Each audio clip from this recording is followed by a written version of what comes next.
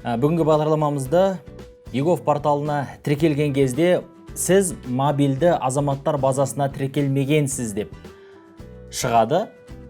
ЕЦК кілті алу үшін осындай кедергілер көп адамнан кездесіп жатыр. Енді ол мәселені қалай шешуге болады? Оны шешудің жолы ұялы телефонмен іске асырылған бірнеше қызметтердің түрімен шешім табады.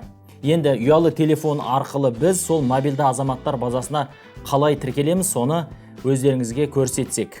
Ал енді сіздің телефоныңыз iOS жүйесінде болатын болса, онда сіз App Store-ға, ал Android жүйесімен құрылған телефонды қолданып жүрсеңіз, онда сіз Play Market-ке кіріп, егов Mobile деген қосымшаны жүктеп аласыз. Ол егов Mobile қосымшасы міне дәл осындай қосымша.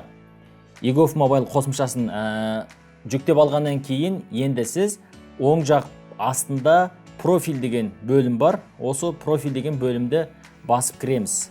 Одан кейін жоғар жағында кіру деген батырма бар. Сол кіру деген батырманы басамыз. Кіру деген батырманы басқаннан кейін міне қараңыздар. ЕЦК SMS код арқылы кіру деген екі бөлім бар. Енді ЕЦК алуды сұрау деген бөлім бар. Міне осыны басамыз. Тіркелу дегенді басамыз. Digital ID тексеру дегенге барамыз. Жалғастыруды басу керек. Жалғастыру.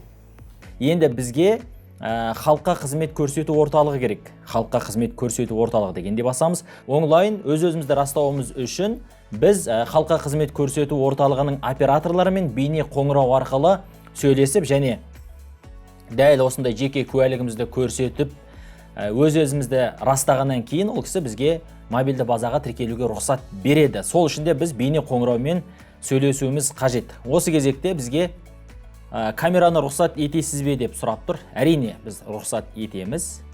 Микрофонды рұқсат етеміз. Отключить дегенді басып қойып жүрмеңіздер. Міндетті түрде разрешить дегенді басыңыздар.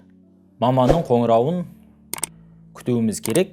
Бейне қоңырау бастық. Сіз кезекте тұрсыз, жауапты күтіңіз деген бізге ескертпе шықты.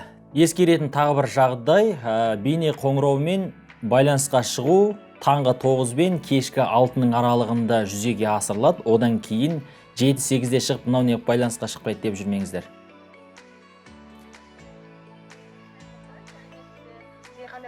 Саламатсыз ба? Біз мобильді азаматтар базасына тіркелейік дегенбіз. Дауысы менде естілді ме?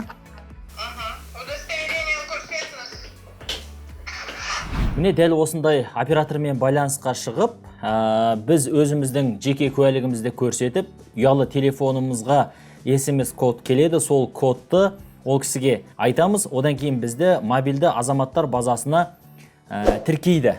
Сонымен біз мобильді азаматтар базасына тіркелеміз. Мобильді азаматтар базасына тіркеліп болғаннан кейін біз онлайн ЕЦК алу керек болса, одан кейін ЕЦК-ға сұрау салу деп ары қарай қызметімізді жалғастыра береміз.